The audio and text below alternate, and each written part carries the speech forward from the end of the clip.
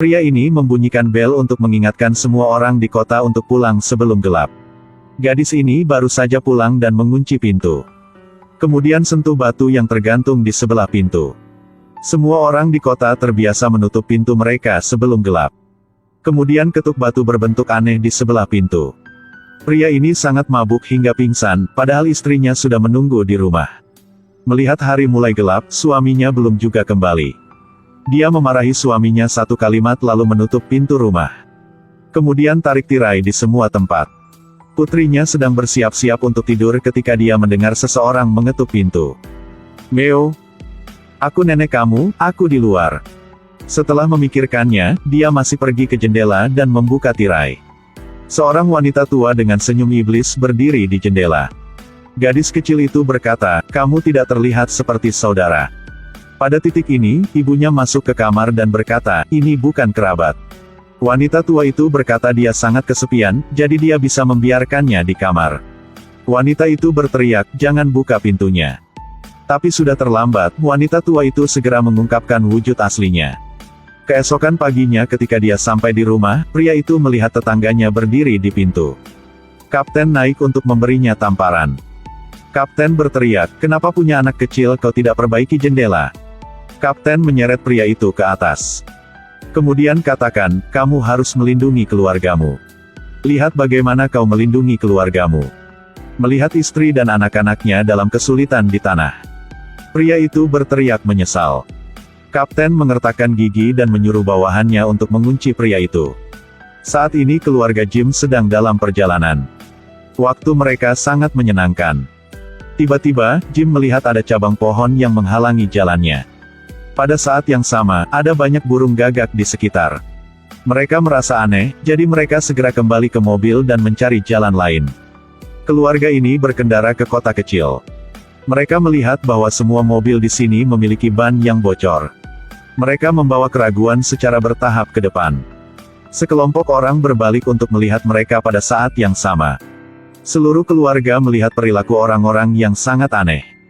Jim mengumpulkan keberanian untuk keluar dari mobil dan bertanya kepada orang banyak. Tapi tidak ada yang memperhatikannya. Hanya kapten yang memperhatikannya. Jim bertanya, "Jalan mana yang harus saya lalui untuk sampai ke jalan raya?" Kapten bertanya lagi, "Apakah kamu pergi dengan keluargamu?" Jim menjawab, "Ya." Kapten membeku selama beberapa detik.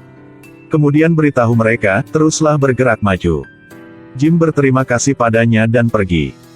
Kapten memandang mereka dengan mata aneh. Keluarga Jim segera pergi.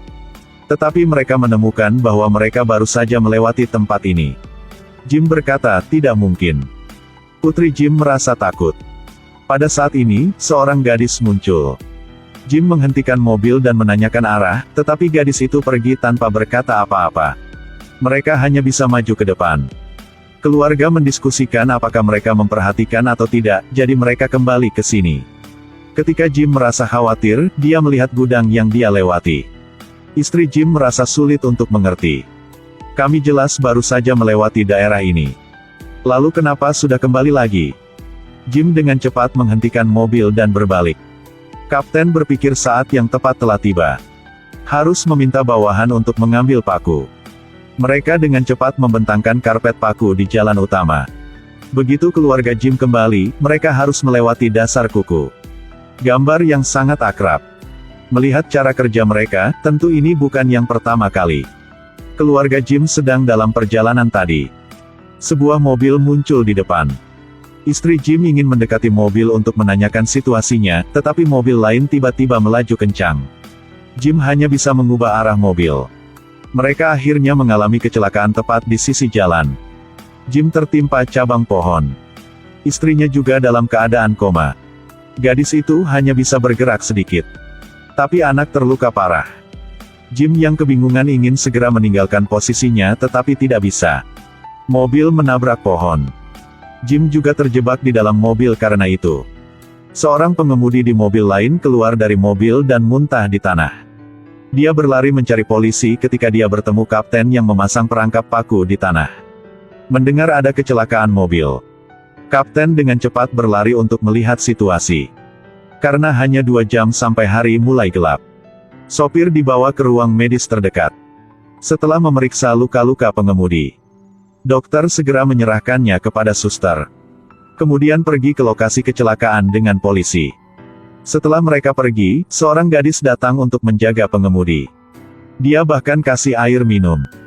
Sopir mengatakan bahwa kecelakaan sebelumnya disebabkan oleh saya yang terlalu panik. Gadis yang menghibur dia mengatakan itu bukan kesalahan pengemudi. Dia kemudian meletakkan pisau di leher pengemudi dan memberinya satu pukulan. Kapten tiba di tempat kejadian terlebih dahulu. Dia menemukan seorang pria dengan semangat panik berdiri di samping mobil. Orang itu memuji Kapten tampan. Kapten memborgol pria itu dan menyuruhnya menunggu bantuan. Kemudian ke mobil yang macet untuk mengecek status keluarga Jim. Dia tertimpa dahan pohon. Dan istri Jim dalam keadaan koma. Tidak ada yang salah dengan gadis itu. Hanya putranya yang terluka parah. Penyelamatan juga telah tiba saat ini. Dokter segera datang untuk memeriksa pria yang diborgol itu. Dia tidak apa-apa. Pria itu menemui dokter dan berkata dokter sangat cantik. Saat ini, polisi menyuruh dokter untuk pergi dan melihat situasi keluarga Jim. Mereka mengeluarkan keluarga Jim dari mobil terlebih dahulu. Seluruh keluarga baik-baik saja. Dokter berkata, ini akan memakan waktu setidaknya 1 jam untuk mengobati luka anak itu. Tapi itu hanya 40 menit sampai gelap. Sang kapten tak berdaya, hanya bisa memutuskan untuk bermalam di dalam mobil. Karena dia ada membawa batu. Polisi melaju cepat untuk membawa keluarga Jim kembali ke kota. Tapi paku yang mereka pasang pada jebakan barusan menyebabkan ban meledak. Sekarang sudah mulai gelap.